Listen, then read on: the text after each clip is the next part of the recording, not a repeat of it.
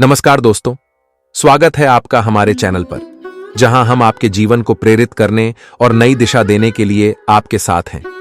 जीवन में हर व्यक्ति चुनौतियों का सामना करता है, परंतु सफल वही होता है जो इन चुनौतियों को अवसर में बदल देता है। आज हम बात करेंगे उस अनमोल सीख की, जो न केवल हमें आगे बढ़ने का रास्ता दिखाती है, बल्कि हमारी सोच को भी बदल देती है।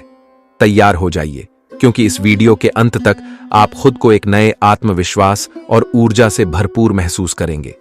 चलिए शुरुआत करते हैं इस प्रेरणादायक सफर की। आज मैं आपको कहानी सुनाता हूं एडिसन की असफलता से सफलता की यात्रा की। थॉमस अल्वा एडिसन, जिन्होंने बल्ब का आविष्कार किया, उन्हें असफलताओं का सामना करते हुए बहुत कुछ सीखने का अनुभव हुआ। जब एडिसन बल्ब का आविष्कार कर रहे थे, तब उन्होंने 1000 से अधिक बार प्रयोग किए, लेकिन हर बार असफल हुए। कई लोगों ने उनका मजाक उड़ाया और कहा, तुम इतने बार असफल हो चुके हो, अब क्यों कोशिश कर रहे हो? एडिसन ने शांत होकर जवाब दिया, मैं असफल नहीं हुआ हूं, मैंने 1000 ऐसे तरीके खोजे हैं जो काम नहीं करते। उन्होंने अपनी असफलताओं को सीखने के अनुभव के रूप में लिया और फिर भी हार नहीं मानी।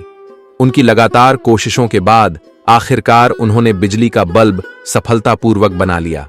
आज उनके इस आविष्कार ने पूरी दुनिया को रोशन कर दिया है। इस कहानी से यह सीख मिलती है, असफलता अंत नहीं है, बल्कि यह सीखने का एक जरिया है। असफलता से घबराने की बजाय हमें उससे सीखना चाहिए और आगे बढ़ना चाहिए। सफलता उन्हीं को मिलती है जो असफलताओं का सामना करने के बाद भी प्रयास करते रहते हैं। एडिसन की कहानी हमें यह सिखाती है कि असफलताओं से घबराने की बजाय हमें अपने लक्ष्यों की ओर डटे रहना चाहिए। हमारी दूसरी कहानी है अभिमन्यु के हौसले की। महाभारत के युद्ध में अभिमन्यु को चक्रव्यूह में फंसा दिया गया था। वह केवल 16 साल का युवा था, लेकिन उसने बिना किसी डर के अपने शत्रुओं का सामना किया।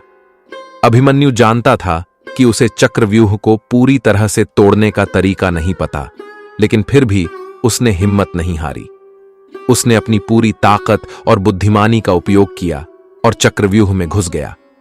हालांकि अंत में वह शहीद हो गया, लेकिन उसकी बहादुरी और हिम्मत को हमेशा याद किया जाता है। अभिमन्यु ने हार मानने की बजाय अपने हौसले से लड़ाई की और यह सिखाया कि असफलता से डरकर कभी पीछे नहीं हटना चाहिए। उसकी मौत ने भी योद्धाओं के बीच एक अमिट छाप छोड़ी, जिसने उन्हें प्रेरित किया कि चाहे कितनी भी कठिनाई क्यों न हो, हर परिस्थिति का डटकर सामना करना चाहिए। इस कहानी से यह सीख मिलती है, अभिमन्यु की कहानी हमें यह सिखाती है कि जीवन में कई बार हम कठिन परिस्थितियों में फंस सकते हैं, जहां हमें हार का डर सताता है, लेकिन असली योद्धा वह होता है जो आखिरी दम तक लड़ता है। असफलता को जीवन का अंत नहीं मानना चाहिए, बल्कि उसे एक सीखने का अवसर समझना चाहिए। हिम्मत और दृढ़ निश्चय के साथ हम हर असफलता को सफलता में बदल सकते हैं। कहानी। सेवा का असली अर्थ किसी समय की बात है। एक गांव में रामू नाम का एक व्यक्ति रहता था, जो बहुत अमीर था, लेकिन वह स्वभाव से बहुत स्वार्थी था। वह किसी की मदद नहीं करता था और हमेशा अपने फायदे के बारे में ही सोचता था। एक दिन गांव में एक भयंकर बाढ़ आ गई। लोग अपने घर और सामान छोड़कर भागने लगे। गांव के कुछ लोग रामू के पास मदद मांगने आए, लेकिन उसने सबको दरवाजे से भगा दिया और अपनी संपत्ति की सुरक्षा करने लगा। रामू को लगा कि वह अपनी दौलत के साथ सुरक्षित रहेगा, लेकिन बाढ़ ने उसके घर और सारी संपत्ति को बहा दिया। अब वह खुद भी मदद की तलाश में इधर उधर भटकने लगा। तभी उसने देखा कि गांव के कुछ लोग एक दूसरे की मदद कर रहे थे, जिनके पास खुद भी बहुत कम था। वह आश्चर्यचकित हुआ कि बिना किसी स्वार्थ के लोग एक दूसरे के लिए कैसे अपनी जान की बाजी लगा रहे थे। वह एक बूढ़े व्यक्ति के पास गया और उनसे पूछा, आप लोगों के पास खुद भी कुछ नहीं है, फिर भी आप दूसरों की मदद क्यों कर रहे हैं? बूढ़े व्यक्ति ने हंसकर जवाब दिया, सच्ची संपत्ति पैसा नहीं, बल्कि प्रेम और देखभाल है। जब हम दूसरों के लिए कुछ करते हैं, तो हमें उससे कहीं अधिक मिलता है। यही जीवन का असली सुख है। रामू को उस दिन एहसास हुआ कि उसकी सारी दौलत बेकार थी, क्योंकि उसमें दूसरों के प्रति प्रेम और सेवा का भाव नहीं था। उसने अपनी सोच बदल ली और बाढ़ के बाद गांव के पुनर्निर्माण में सभी की मदद करने लगा। धीरे धीरे गांव के लोग उसे फिर से मान सम्मान देने लगे और रामू ने सच्चे सुख और संतोष को महसूस किया। इस कहानी से ये सीख मिलती है, जीवन का असली सुख दूसरों के प्रति प्रेम और सेवा में है। जब हम दूसरों की मदद करते हैं बिना किसी स्वार्थ के, तो हमें वास्तविक संतोष और खुशी मिलती है।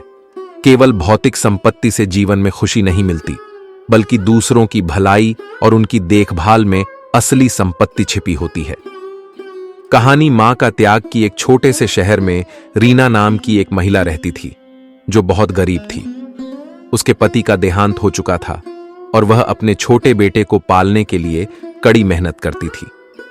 दिन रात काम करके वह मुश्किल से गुजारा करती थी, लेकिन कभी अपने बेटे की जरूरतों में कमी नहीं आने दी। एक दिन रीना बीमार हो गई। उसके पास डॉक्टर के पास जाने और दवाइयां खरीदने के पैसे नहीं थे। वह बिस्तर पर पड़ी रही, लेकिन अपने बेटे की चिंता करती रही। उसने अपनी बीमारी की परवाह किए बिना बेटे के लिए खाना बनाया और उसकी पढ़ाई की देखभाल की। कुछ दिनों बाद बेटे ने महसूस किया कि उसकी मां बहुत बीमार है। वह चिंतित होकर उसके पास गया और कहा, मां, आप बीमार हो, आपने मुझे बताया क्यों नहीं? रीना मुस्कुराई और कहा, बेटा, मेरे लिए तुम्हारी देखभाल सबसे महत्वपूर्ण है। जब तक तुम ठीक हो, मैं खुश हूं। उस दिन बेटे को एहसास हुआ कि उसकी मां कितनी त्यागमयी और प्यार करने वाली है। उसने अपनी मां की देखभाल शुरू की, उसे डॉक्टर के पास ले गया और उसकी सेवा करने लगा। उसने समझा कि सच्चा प्रेम और देखभाल वह होती है जिसमें किसी भी हालत में दूसरों की भलाई के लिए सोचा जाता है। इस कहानी से ये सीख मिलती है, मां का प्यार और त्याग जीवन का सबसे बड़ा उदाहरण है। वह अपने बच्चों के लिए हर कठिनाई सहन करती है, बिना किसी शिकायत के। यह कहानी हमें सिखाती है कि सच्चा प्रेम और देखभाल बिना शर्त होती है। हमें भी अपने जीवन में दूसरों के प्रति प्रेम और देखभाल का भाव रखना चाहिए, बिना किसी स्वार्थ के। कहानी मेहनत का फल की गांव में रामू नाम का एक गरीब किसान रहता था। उसके पास बहुत थोड़ी सी जमीन थी, जिससे उसका परिवार किसी तरह गुजारा करता था। एक दिन रामू के खेत में बेमौसम बारिश हो गई और उसकी फसल पूरी तरह बर्बाद हो गई। परिवार के सामने भोजन की समस्या खड़ी हो गई। गांव वाले कहने लगे, रामू, इस बार तुम्हारे लिए कुछ नहीं बचा, अब तुम क्या करोगे? रामू ने हार मानने से इनकार कर दिया। उसने ठान लिया कि वह अपनी मेहनत से दोबारा सब कुछ ठीक कर लेगा। उसने अपने खेत को फिर से जोता, दिन रात मेहनत की और अगले मौसम के लिए फसल बोई। पूरे गांव वाले उसे देखकर कहते, यह पागल हो गया है, इतनी मेहनत करने के बाद भी इसे कुछ नहीं मिलेगा। लेकिन रामू ने किसी की बात पर ध्यान नहीं दिया। उसकी मेहनत का फल तब मिला जब उसकी फसल बहुत अच्छी हुई। उसकी कड़ी मेहनत ने न सिर्फ उसकी जमीन को उपजाऊ बनाया, बल्कि उसके परिवार को भी समृद्धि दी। इस कहानी से हमें यह सीखने को मिलता है कि कठिन समय में भी मेहनत और दृढ़ संकल्प हमें सफलता दिला सकते हैं। यदि हम हार मान लें तो हम कभी अपने सपनों को साकार नहीं कर सकते। कहानी कड़ी मेहनत का जादू की राजू एक छोटे से शहर का लड़का था, जो बहुत ही साधारण परिवार से था। उसे बचपन से ही डॉक्टर बनने का सपना था, लेकिन उसकी आर्थिक स्थिति इतनी अच्छी नहीं थी कि वह अच्छे स्कूल में पढ़ सके। उसके दोस्तों ने भी कहा, तुम्हारे पास इतने पैसे नहीं हैं कि तुम डॉक्टर बन सको। लेकिन राजू ने हार नहीं मानी। उसने छोटी छोटी किताबों से खुद पढ़ाई की, हर दिन घंटों मेहनत की और अपने लक्ष्य पर ध्यान केंद्रित रखा। उसने अपने माता पिता से कहा, मुझे यकीन है कि मैं अपनी मेहनत से कुछ बड़ा कर सकता हूं। उसने स्कूल में सबसे ज्यादा अंक प्राप्त किए और स्कॉलरशिप के लिए आवेदन किया। उसकी मेहनत रंग लाई और उसे मेडिकल कॉलेज में दाखिला मिल गया। मेडिकल कॉलेज में भी वह लगातार मेहनत करता रहा, जब तक कि उसने डॉक्टर की डिग्री नहीं प्राप्त कर ली। राजू का सपना साकार हुआ और वह एक सफल डॉक्टर बना। यह कहानी हमें यह सिखाती है कि चाहे कितनी भी मुश्किलें हों, कड़ी मेहनत और समर्पण से हम अपने सपनों को हासिल कर सकते हैं। सफलता केवल किस्मत का खेल नहीं, यह मेहनत और विश्वास का परिणाम होती है। कहानियों से यह स्पष्ट होता है कि जीवन में कठिनाइयां और चुनौतियां हर किसी के सामने आती हैं, लेकिन जो व्यक्ति मेहनत और समर्पण के साथ अपने लक्ष्य की ओर बढ़ता है, वही सफलता हासिल करता है।